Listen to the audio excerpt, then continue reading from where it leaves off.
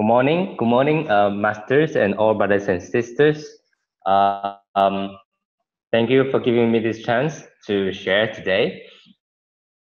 In today's sharing, I'll be following the questions that our brothers and sisters have posted from the past few days. And so I think it's a very good way that I follow the questions and share some of my thoughts and see how we can link it back to the Lotus Sutra that we've been listening and the meanings behind. So this, when we talk about the unspoken Lotus Sutra, we're referring to this very early in the Lotus Sutra, in chapter 1, introduction. We know of this time, after the Buddha preaches the Sutra of Infinite Meaning, he didn't stood up, but sit over there and then went into a meditation. And then from his eyebrow, a very clear and pure white light flows out, and then illuminating the whole world, up to the heavenly realm, up to the hell realm, everywhere is illuminated. And it was said, so you would say that this scenario, this whole atmosphere, this whole view is the unspoken Lotus Sutra. It literally means, without speaking, the meaning of the Lotus Sutra is being preached. So what is this idea all about? It reminds me of this picture that I took at the airport. Early in the morning when the sun rises, and then that very pure and clean sun rays, illuminating the whole world, and then the mountain at one side, the ocean at the other side, and then all the trees and our garden, and all of everything is illuminated, and then very bright and pure. And then early in the morning, you breathe in, and then your lungs filled with fresh air, and that kind of feeling. And that it's like you are surrounded by this white light, very clean and pure. So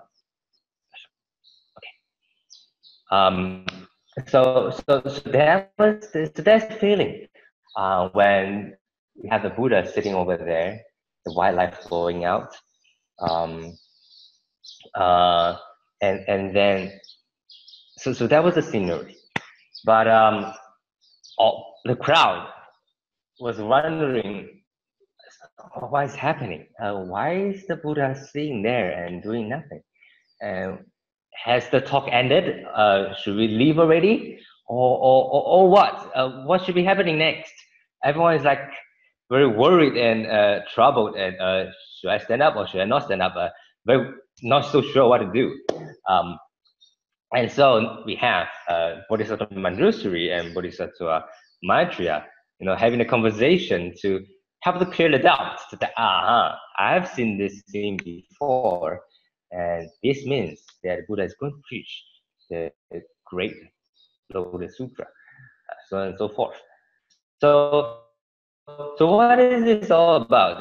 What is the unspoken Lotus Sutra that is being spoken in this scenery? Where the Buddha sits, the white light comes out. Nothing is spoken. Something is actually being taught. So what is it? So I actually read back at preach on this segment, and I keep at this moment, that is the idea of waiting. The idea of waiting, 等待. So what is the Buddha waiting about? What is the Buddha waiting for? Why does he wait? Well, I think the idea of waiting is very interesting. When I start thinking about this idea of waiting, I think it's very interesting. You can only say that you are waiting when you are already ready, right? It's like when you ask someone out for a meeting, for dinner or something, you can only say that you are waiting when you are already there, and then waiting for the other people to come. right? If you are still at home, you cannot say that you're waiting because you are not ready yet too. And so you can only say that you're waiting when you're already ready, and then you have done all the things you can uh, to fulfill the affinity uh, of the fruit. But you're only waiting for the other affinities to be ready in order for the fruits to come.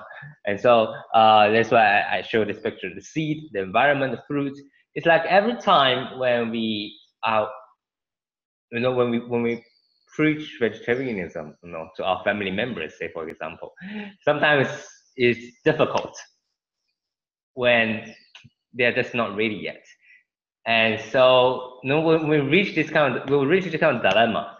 So, so, um, so now, as in, as say a wife at home. Uh, so do I cook vegetarian meals at home or do I not? When my family members are not ready yet. So, you reach this kind of very hard dilemma, and not so sure what to do. Um, but the idea of waiting is that we are ready, and it's not equals to giving up. Okay, so waiting and giving up is two different directions, and of course it leads to different results. Waiting is you still have hope, and you are already ready. You just wait for the affinity to ripe, and the fruit will be there. If we give up, then there'll be no chance for the fruits to come, because there will be no affinities anymore, because even we ourselves have already given up. So we have gave up our side of the affinity. And so there will be no way for the fruits to come.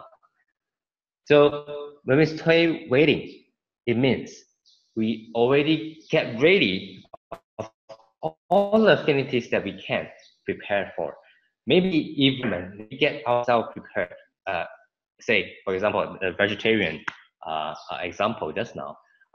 We got ourselves, we get ourselves prepared as the affinity, the environment, the yuan, meaning that we still continue our vegetarian lifestyle. We still cook very nice vegetarian dishes, and so so that so we do all that we can do to create that good affinity for people to wish to become vegetarian. Um, but of course, now then we wait. We wait for the seed itself. That is, our family members or all the people around us. Wait for them to be ready to also feel that, yeah, I want to take up this lifestyle too, and that decision is on themselves.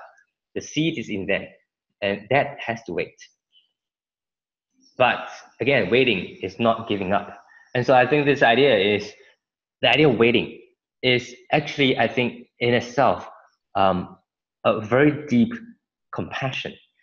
Is being ready for all sentient beings. I think that's what Buddha is about.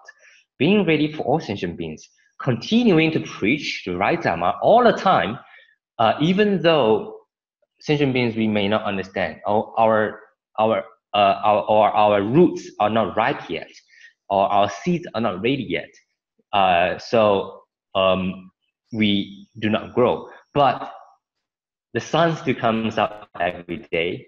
The rain still comes once in a while. The wind still blows. The oxygen is always present. The world is always ready. It's only whether our seed is ready already. Yeah. So it's like the Buddha. The Buddha is like the sun, the rain, the water, the wind, the oxygen. Always ready. Just waiting for the seed us to be ready. So just like this picture, the sun is out, the cloud is already there, everything is ready. Are we ready? So I think that's the question. And so when Master preached on this is in 2013, Wisdom at Dawn, he says, compassionate it is, the Buddha. Lifetimes again and again, the Buddha has been in this world, this human realm, preaching in order to liberate all sentient beings, but yet sentient beings are still lost in delusion, and so he waits. He waits with patience. He already and still continues to preach the teachings. So I think that's the whole idea. So the idea of waiting is how I understand the unspoken Lotus Sutra. The Buddha has not spoken anything. He just sits with the white light. But this is to depict that he's waiting. He's waiting for us to be ready. He's waiting. It is for that segment of the Lotus Sutra. He's waiting for the people to be ready to listen to the great teaching. Why? Because during the time the crowd is not ready yet. People are still wondering what is happening. Should they leave or not? I know. Should they stand up or not? They're still very, in a kind of messy kind of mind, not sure what to do. And so we have Bodhisattva Maitreya asking the question that, hey, there must be something special. Who can I ask? Is there someone in this place that may have seen it before? Bodhisattva Manjusri. He must have seen it before. Let me ask him. And so Bodhisattva Manjusri, recounting what he has seen before, countless eras before, the Sun Moon Bright Lamp Buddha have spoken a Lotus Sutra before. And before he spoke Lotus Sutra, again, he also, sat in such infinite meditation, and then shone out this white light and waiting. And because of this conversation, that actually got the crowd prepared, the crowd that now knows that the great teaching is coming, and so we should get ready ourselves too. And so the crowd got ready, and so that's when the Buddha came out of the meditation and began to speak of the magnificent the magnificent scene and state of the Buddha, and so on and so forth. The Lotus Sutra continues, and so I think that's getting ready and waiting is the Lotus Sutra itself. The compassion of the Buddha, upholding the Lotus Sutra is being always ready, always seeking the liberation of sentient beings, always being out there to help. But at the same time, we do not have the anger or the kind of thought that, no, I've done so much for you, why you still don't change? I mean, I've done so much, why you still don't change? All this kind of thoughts, let's not let it affect our mind. But we wait. We wait, but at the same time, we continue to be diligent. We continue to be ready. We continue to be affinity that is always present. We continue to be the sun, to be the rain, to be the wind, to be the oxygen that's always present. We do not cut. We do not let affinity be stopped, or we do not let affinity be lost. We continue the affinity and wait for the sentient being to be ready, and wait for everyone to be ready, and wait for ourselves to be ready, but continue to be present. Okay, so I think that's what I understand for this question. What is the unspoken Lotus Sutra? And I think it's linked a lot with this idea of waiting in a very positive sense. Okay, so that's this question. Okay, so the next question is actually pretty linked to the idea, but it posed in another different way. So the question goes, one of the 6 parameters is to stay diligent, but it feels very hard to keep being diligent. Like you have to be running and running and running and running and then non-stop, and then without break, then you have to keep going and going. It's so tiring, and so it feels like we gotta take a break sometime. Taking a break is to go for the distance. 休息是为了走更漫长的路。Such ideas. You gotta take a break here and there so that you can continue moving forward. And so, should we take a break or not? Or, when Master always says diligence and non-stop, long time practicing, non-stop practicing, and not losing, looseless practicing, so on and so forth. The idea is it feels so daunting and like this that we cannot stop. We must keep going and keep going and keep going. But it feels so tiring. I mean, sometimes we want to rest. How do you continue that momentum? Okay, so that's like the question. I think it's a very legitimate question. How do we do it?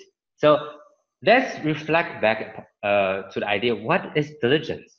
What does diligence mean?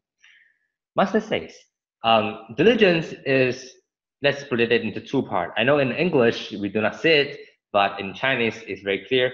Jing Jing, Jing 而不杂, Jin 而不退. And let's translate it as much as we can. What does Jing means? Okay, I tried it as much as I can. Pure or focused. No, that is not diluted or not messed up or not very clouded in our mind. Okay, so that's being very pure, being very focused, being very one direction. Okay, and then Jin, the second meaning it is that always move forward, always moving forward, never regretting, never never resigning or never turning back, always moving forward, even if it's one small step or a small tiny little step, but at least it's moving forward. And so this idea of pure and focus and always moving forward, yeah, it's actually pretty different from running and running and running, that you always have to go on full speed and then very tiring, and they have to bear that gung-ho feeling. Not really. It's being pure and focused. In another word, being mindful all the time, and then being mindful at the right direction, always knowing why this is the right direction. When we know where is the right direction, then we are always moving at the right direction. We are always moving forward. If we don't know where the right direction is, then we will just be moving about, but don't know where we are going and never reaching anywhere. And so being mindful and knowing the right direction, I think is the key of diligence, and then always continuing. And so Master also has a phrase that says, 要用心，不要操心烦心. Work with mindfulness, but not worries and troubled minds. Being mindful is not the same as the real gung-ho feeling. No, being mindful with a usual heart. 平常心, I think that this is also a very nice idea, to work with a very usual heart. How to be in this, a lot of words coming on and on and on, but take it with a very usual heart. I like the times when I say in a boat, we have a lot of boats to wash. It's like never ending. But when you go into a state of this very usual feeling that take it and let it go, take it on, let it go, take it on, let it go, so on and so forth. So one play after another, you get into this motion of a very usual, a very very systematic, very calm state of mind, while the body continues to work, continues to go on and on and on. I think that's the kind of diligence that we're talking about. Continue working, but always knowing the direction, always mindful, but not worries and not a troubled mind. Just like a spinning top. Very fast it's spinning, but yet it's very calm in itself. So picture the spinning top in our mind, and imagining the top very steady, very calm, very firm. I think that's the idea, that's the feeling of still moving, still continuing, but very calm in the mind. And so that's the diligence. And so, well, in a boat, we also have another saying that switching to another way of working is a way of resting. 换一个工作方式就是休息. So when I'm working and it feels very when my mind is like already filled, I cannot continue anymore, I would switch to washing my clothes, or folding my clothes, or do some other things, or maybe go into the field to do some work with the masters, so on and so forth.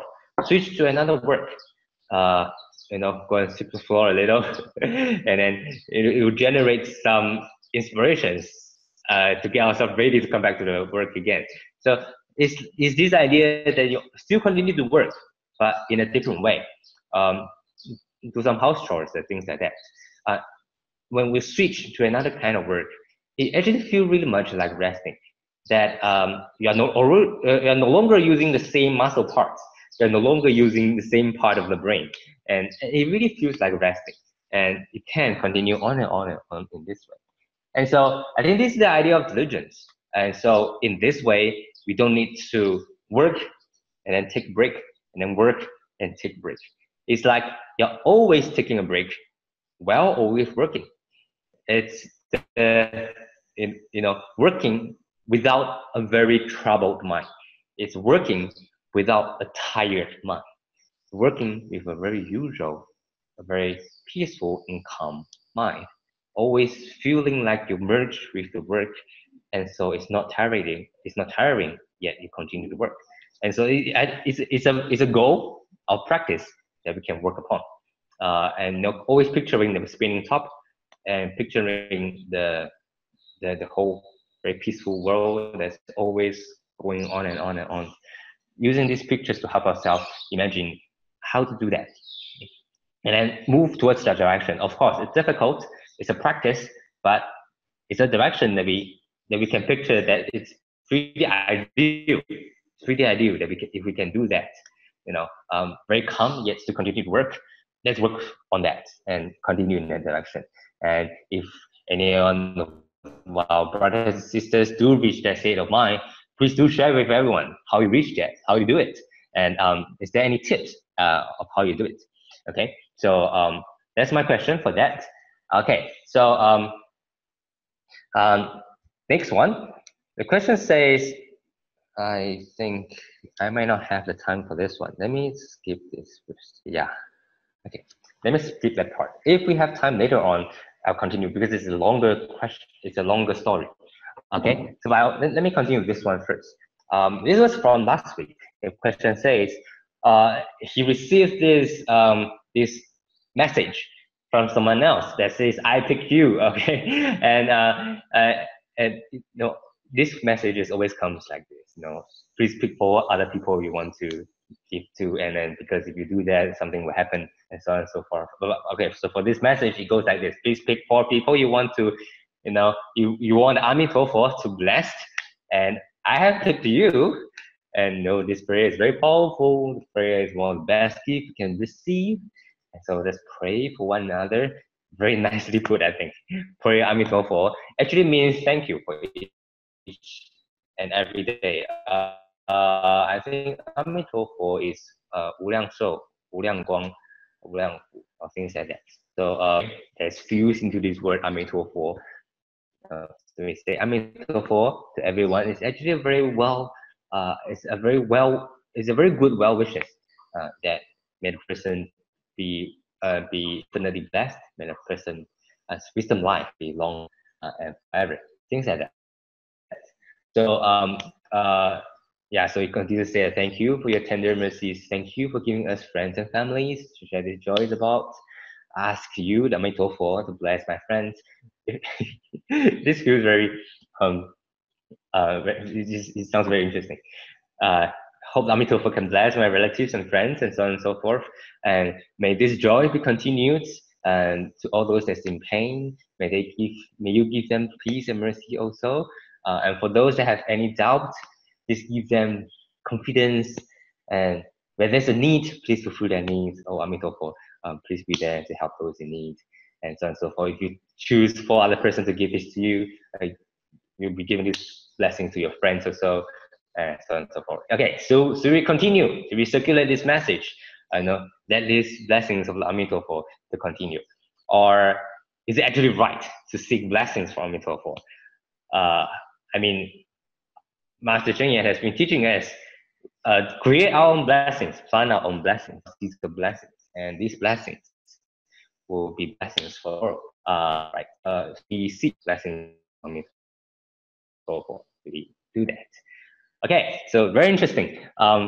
Well, to me, this uh, Master Cheng Yen has also Sharon has also said before that 家家阿弥陀，户户观世音. Her idea of this phrase is not from her. People says about it too. Of course, probably in different way. That hope all families has Amitofo in the family, has Guan Yin Pusa in the family, may all the families be blessed. That's probably the original meaning. But Master put it in a different way. That may every family be Amitofo. May every house be one of the Guan Yin.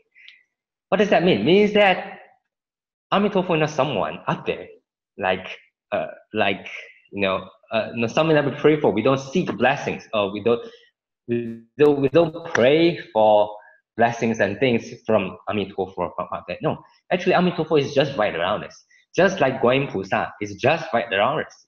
With 500 people with the same mind and same directions, we have one Guan Yin Bodhisattva. 1,000 hand, 1,000 eye. So Guan Yin Bodhisattva is us, is around us.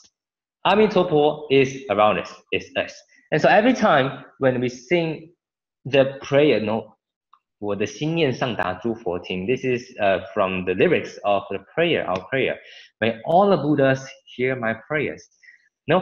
Every time when I sing this phrase, I always picture in my mind, all the Buddhas are right around me. All our brothers and sisters around us, they are the Buddhists. All the people around us, they are Buddhists. They all are Buddhas in the heart, or future Buddhas. We all have the Buddha nature. The Buddha nature is all around us. It's in our heart. It's in everyone's heart.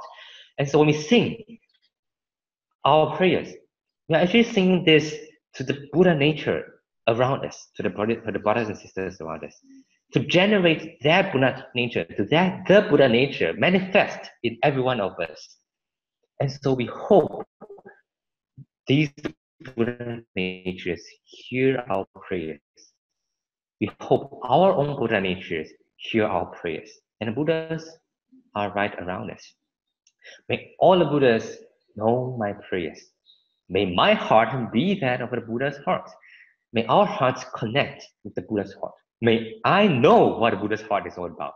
So may all the Buddhas know my prayers. When I sing this phrase, I think this is what I picture in my mind. I hope my heart can connect with that of the Buddha. I hope all the Buddhas around me, as all the people around me, all the Buddha's natures can be generated, can come forward, can all be heard. And so I think in that way, this idea of Amitofo is a blessing from our own Buddha nature and from everyone's Buddha nature that we wish to pass on and again and again. So every time when we say Amitofo to our brothers and sisters, every morning, every session, before every session, when we do a 3 bows to the Buddha, that's a very real way of blessings to every one of us, because we generate we generate in ourselves and in every one of us a very good thought to begin our day. So I think that is very tangible. It's a very tangible kind of blessings we want to give. So hopefully we don't just give out messages to send blessings. Do more than that. Okay, be face to face with all the brothers and sisters. Come out of our house or be with our family members.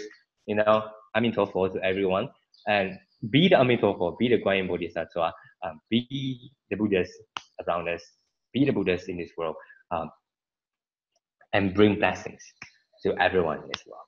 Okay, so that's my feeling for this question.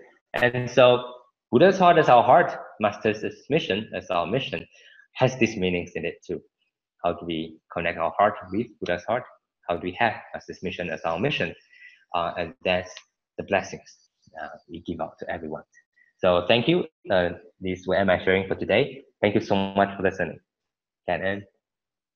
Yo King for such wonderful replies to our questions. Okay, today we have sharing from Medan, our Indonesian and Dharma families, Brother Sentient and Sister Sentiauni. Some of us may have heard of Brother Sentient's sharing last year. He is a very diligent and committed brother who prepared translation for Master's live caption in Bahasa Indonesian language. It has inspired many since then. So let's just hear from Brother Sentient today. Before that, sorry, later you all may have to look at the kadang suci ya, berikan kesempatan untuk sharing ya. Kemarin di suci ada tanya dari Susung Hongkong, ada tanya nama Budi saya ya. Master memberikan nama saya Wesu ya. Itu diambil dari nama saya, itu artinya pohon ya. Jadi saya lihat kembali pohon nama saya berbeda dengan yang diberikan Master. Master menambahkan 3 titik air yang menambahkannya.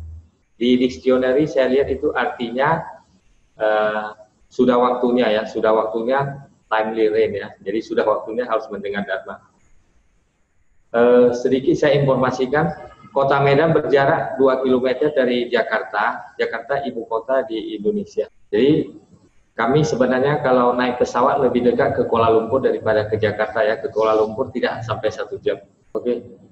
Nah, saya sebenarnya sebelum tahun 2013 masih belum tahu Simpasyang.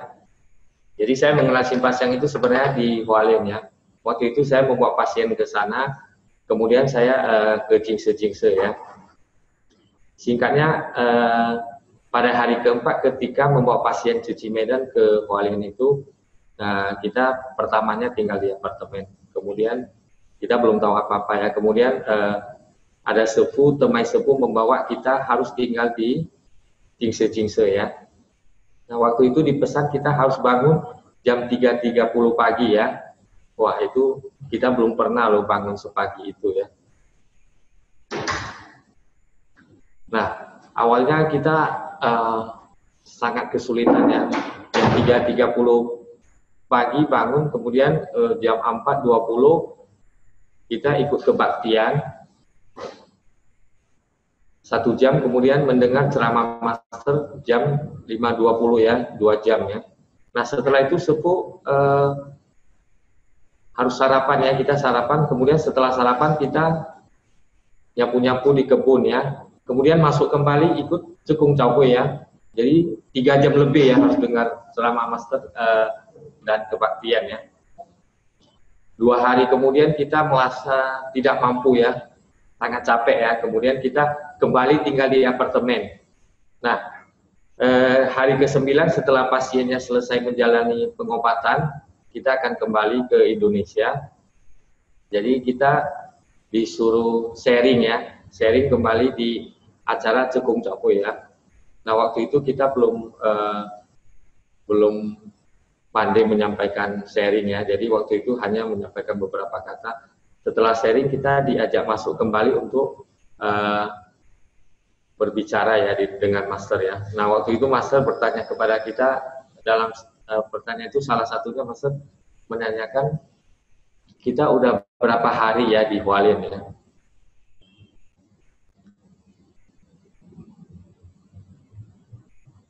Jadi waktu itu saya jawab udah 9 hari ya kepada Master. Master bilang saya cuma nampak kalian 2 hari ya, kita berdua ya dengan seorang sisung lagi sekarang di Jakarta. Wah kita waktu itu semua sisung di situ dengan sepuh tertawa ya. Jadi kita merasa malu juga lah ya, harusnya kita 9 hari di sana, harus 9 hari mendengar ceramah Master di Jingse ya. Nah kemudian Master dengan sangat welasasi masih menanyakan, nah selama di Hualien itu enak nggak? Ya kita jawabnya enak lah di situ ya. Master bilang ya kalau enak tinggal di sini aja. Nah setelah itu kita pulang ke Medan, kemudian harus tunggu berapa lama kemudian baru ada Simpasyang di Medan ya. Nah waktu itu saya juga belum bisa mendengar untuk memahami, hanya mendengar aja. Nah setelah sekian lama pelan-pelan saya dengan handphone ya, dengan handphone saya ada menyimpan kata-kata yang saya dengar. Kemudian selama 2-3 tahun sudah mulai bisa ya. Nah setelah bisa itu awalnya kita seminggu 1 kali ya. 1 kali itu kemudian berubah semakin lama menjadi setiap hari ya. Waktu itu ada yang Sesiung ngomongnya saya, Sesiung kita simpang setiap hari aja. Saya bilang, oh oke lah, mungkin kebetulan saat itu kita sedang bedah buku. Saya dengar waktu itu ada Liu Chenjiu ya, Liu Chenjiu. Oh, udah saatnya udah tiba untuk simpang setiap hari ya.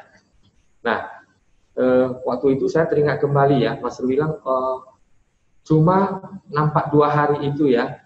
Jadi sebenarnya kalau Master menyampaikan sesuatu kepada kita, berarti Master menyampaikan kepada kita semua loh, bukan kepada satu orang ya.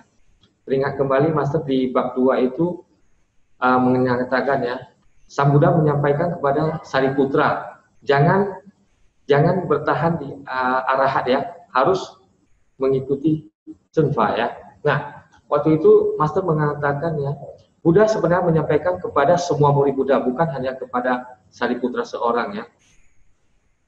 Jadi di sini sebenarnya apa yang disampaikan Master kepada saya sebenarnya juga disampaikan terutama kepada sesiung seceh kita di Indonesia ya, terutama di Medan ya. Jadi harus simpasian. Nah, dari sana saya setelah simpasian setiap hari coba mengajak orang ya. Nah, karena kesulitan, banyak yang kesulitan atau ada yang sudah mendengar juga tidak memahami, saya rasanya harus membantu ya dengan translate. Saya mencoba.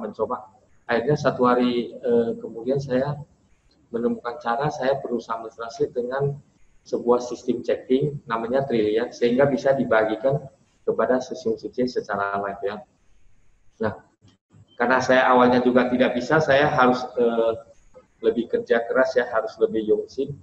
Jadi di Indonesia itu kita kalau simpasiang pukul 6.40, kalau live-nya jam 5.20 ya, ini waktu Indonesia. Jadi waktu Indonesianya jam 4.20, waktu Taiwan jam 5.20 ya, kita lebih lambat 1 jam. Jadi agar kita mentranslasikan lebih baik, saya harus bangun jam 3.30, ya, kembali seperti yang diminta di Kuala. Jam 4.20 saya sudah harus standby untuk mendengar secara live ya. Nah setelah mendengar itu selesainya jam Indonesia 5.20. Jam 5.20 itu saya ada terima teks email yang udah berbentuk Mandarin. Karena kurang memahami Mandarin, saya harus dibantu dengan internet, dengan bahan-bahan yang ada. Sehingga apa yang belum saya pahami ketika mendengar pertama itu, saya harus mencari sampai yang kemudian yang live untuk Indonesia jam 6.40, saya harus siap. Saya harus mengerti secara live ya.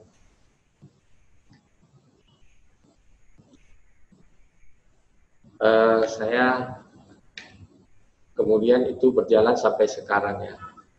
Sebenarnya kemarin Jing bertanya, ada menolong apa kepada saya simpasiang ini ya? Di tes kembali sebenarnya 2014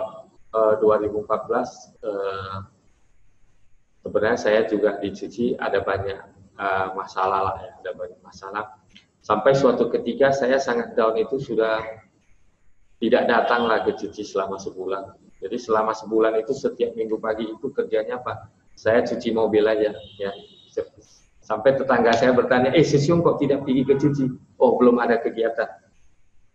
Jadi sebulan itu ada seceh kirim cek ke saya, Sesiung kok gak datang simpasiang ya? Kata-kata itu walaupun sederhana, kata-kata itu ya namanya fasing kuan hoya. Kita sangat tersentuh, kemudian datang lagi ya. Datang lagi sampai berjalan, yang kalau translate itu dimulai tahun 2016. Nah, tahun 2016 akhir saya ada ikut acara di Hualien. Nah, waktu itu saya sharing ya, ada sharing mengenai saya sudah melakukan simpasiang dan memberikan hal-hal yang positif ya, seperti kita lebih kuatlah untuk melakukan semua kegiatan di Tzu Chi. Akhirnya waktu itu setelah sharing saya diberi kesempatan bertemu Master, berjalan ke depan Master.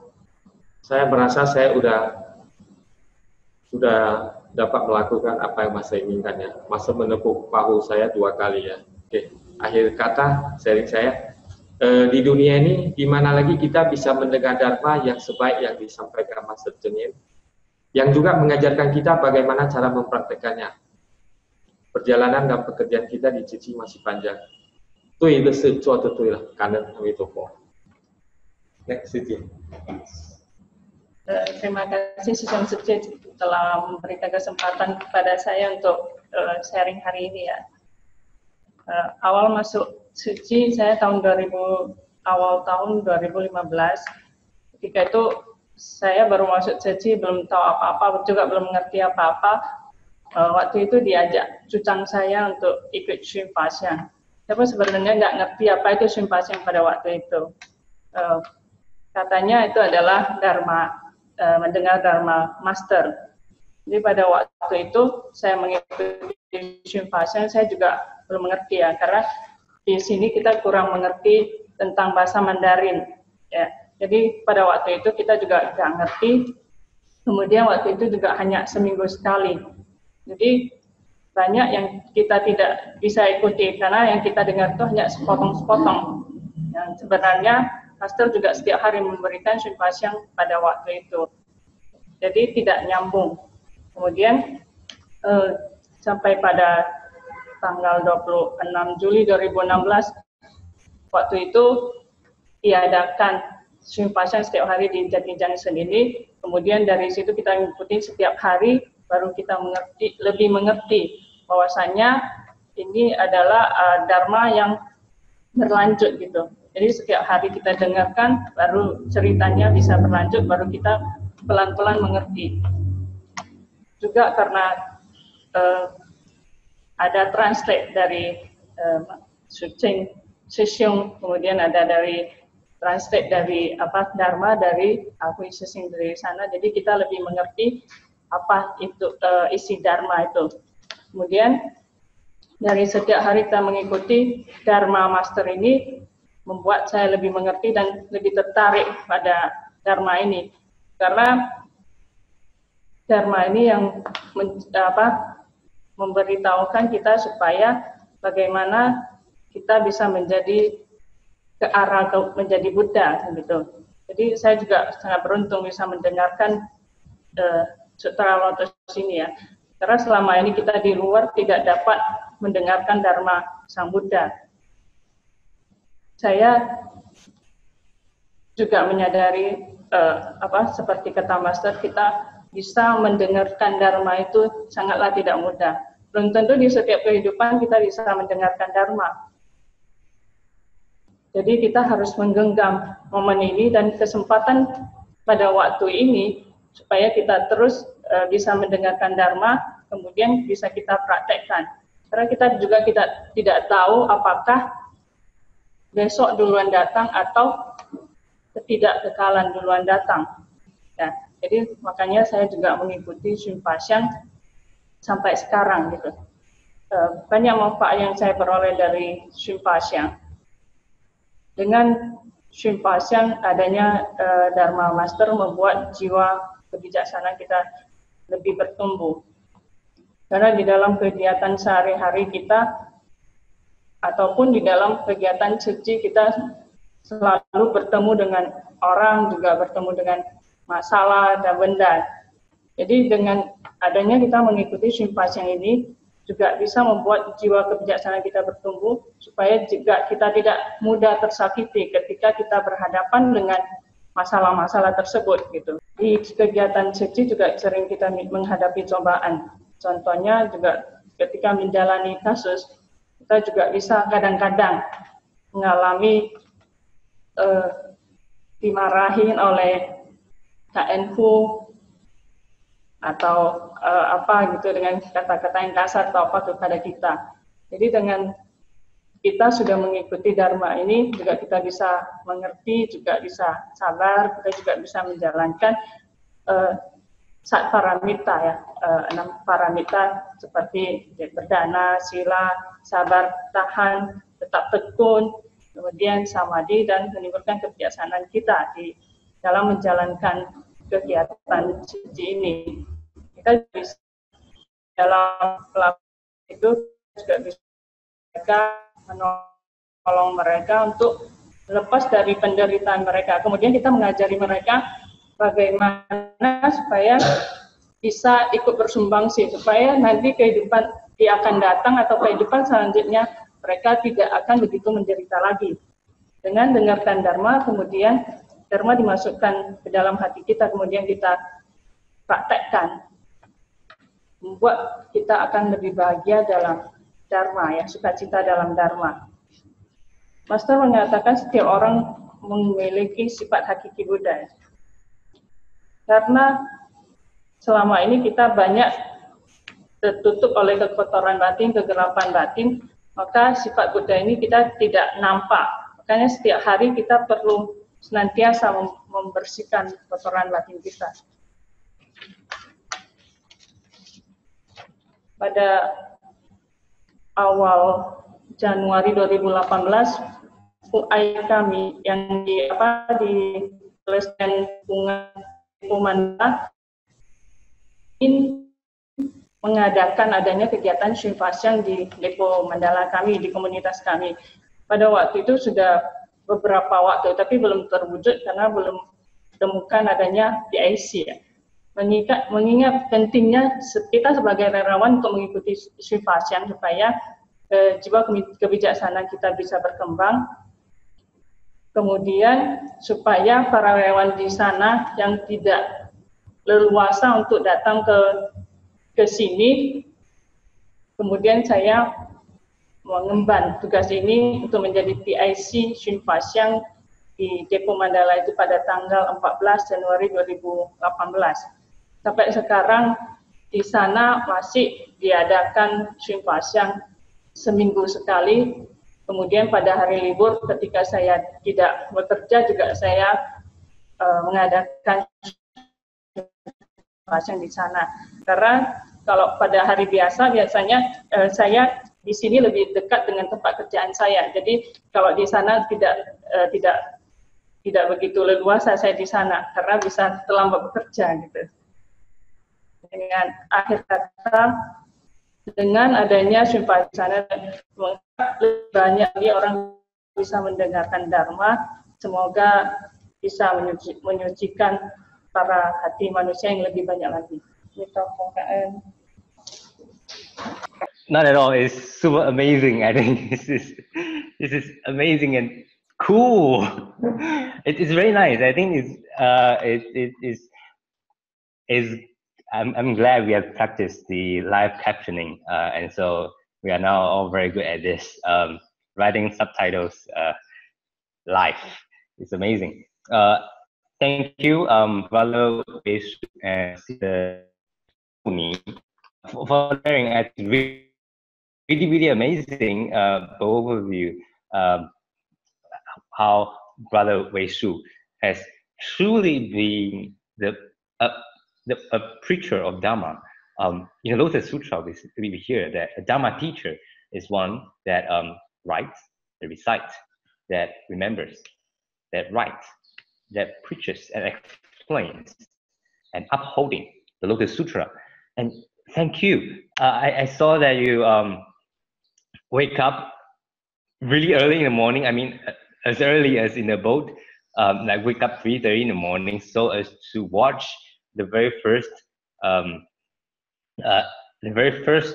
time, as in the one that is the same time as Taiwan, but that's as early as 3:30 at your time, and so as to watch it the first time, and then take that 1 to 2 hours to translate, and then so that when our Indonesian brothers and sisters wake up to watch the 5:20 replay, they can have the translation. I think this is truly amazing. Yeah, it's I can imagine you must have really benefited from this so much, because every day you are immersing in the Dharma. You are writing, you're translating, you're contemplating, you are explaining and reinterpreting the teachings, so that so many people have benefited from it.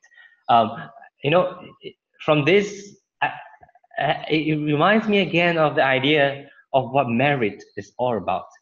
Every time when we say we do something good and we gain merit, it's as if someone is counting it for us. But what you're doing is true merit, because so many people have benefited from your translation, and so have gained so much from in their hearts. And I think that is very tangible, very true merit that we have been doing every day when we do translation. As our translation team, our English group over here, We're doing this every day, and every one of us, we're all benefiting from it. And so this is true merit that we have done. So thank you, Brother Wei Shu, for the great effort, and hope we can all continue on this. And also thank you, Sister Shoni, for the sharing. I think it's true. We are really truly blessed to be able to be in this era, this right time, to be able to hear life from Master herself. Even not, I mean, and we need to continue this on and on and on. I mean, even for the past a month or so, we've been watching the replay, the videos. But let's remember that this will be the way for us to continue to listen to Dharma when Master is no longer around. But Master is still around. Master will always be around. Master's Dharma will always be around. It's already in us. And so we must continue. The videos, the replaying, continue to translating it for more people to listen. And every day using these teachings to help to start our day anew with the right direction. Even if it's video, the Dharma body, the Dharma kaya of our Dharma Master is in there. It's always there. It's always present. And so let's continue this path, watching Xun Fa Xiang, and get the Dhamma water into our hearts every day, and continue that on, and let more people, more brothers and sisters continue on this path. And when we get used to this momentum of everyday diligence, we will be ready. We will be ready for the day to come. We will be ready for the future and all the days to come. And so thank you so much, live translation, and for person that's really that's translating just now. Amazing translation. It's really cool, and great effort. Thank you, everyone. Thank you all for today.